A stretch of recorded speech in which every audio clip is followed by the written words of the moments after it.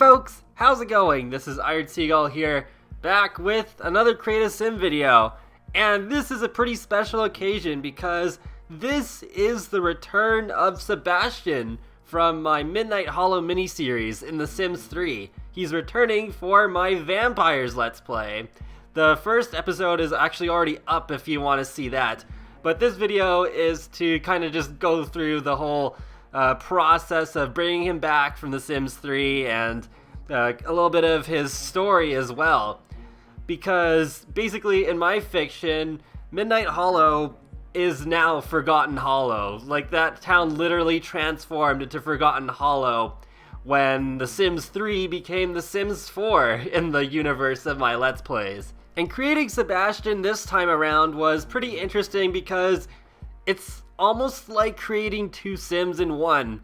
Because with vampires in The Sims 4, you have the option of just having like their regular form, but if you want to, you can also add a dark form onto them where they get like this really dark aura around them, and you're kind of pushed in the direction of making them look a lot more evil than they do normally, and it's just so awesome. I really love that option. So with Sebastien's normal form, I decided to make him look a little bit closer to his Sims 3 version. But then, when it came to the dark form, I was like, okay, let's just go nuts. Let's just do this crazy final form of Sebastien that does look evil, but deep down, Sebastien's actually a good guy on the inside. He was never meant to be bad. But he just kind of ended up as a vampire, and that's kind of what he's just living with. He doesn't really want to become a human sim again. Sebastien's become pretty comfortable with his identity as a vampire because he does realize that he can do more as a vampire than as a human sim. And that may lead to a more interesting storyline not too far down the road. Because if you've already seen the first episode of the Vampires miniseries, you'll have seen a little cutscene with Ladford and Green Llama preparing to go over to Forgotten Hollow. So there could be something going on between Sebastien and them.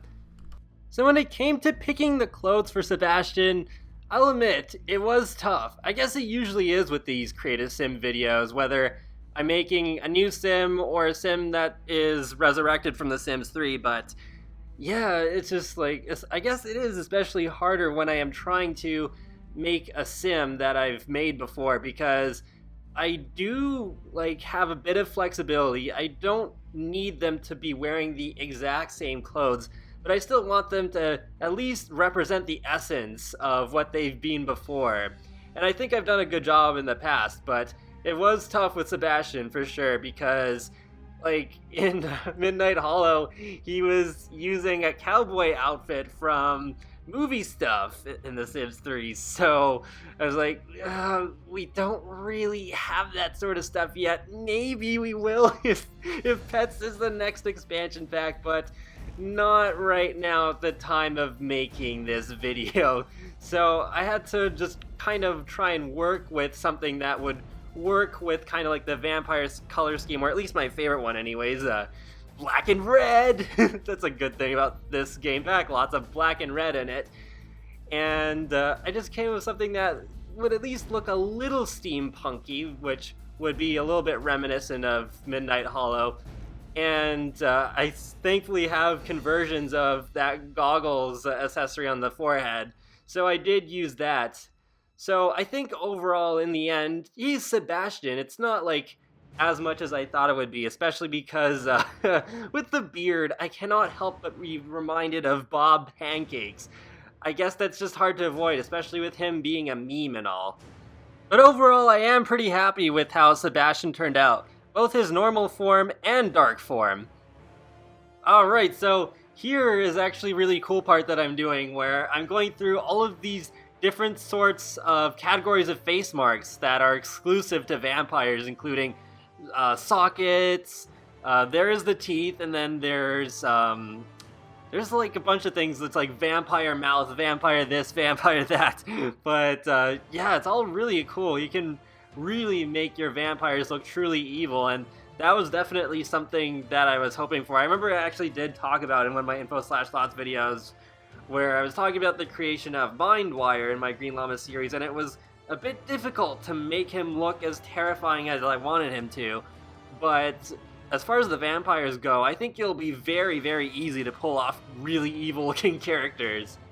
And that's all about I have to say with Sebastien, so I hope you're looking forward to seeing him and the rest of my Midnight Hollow family return in The Sims 4. This definitely will be just the beginning. I'm really looking forward to seeing what will be in store for them in the future beyond the Vampires miniseries as well.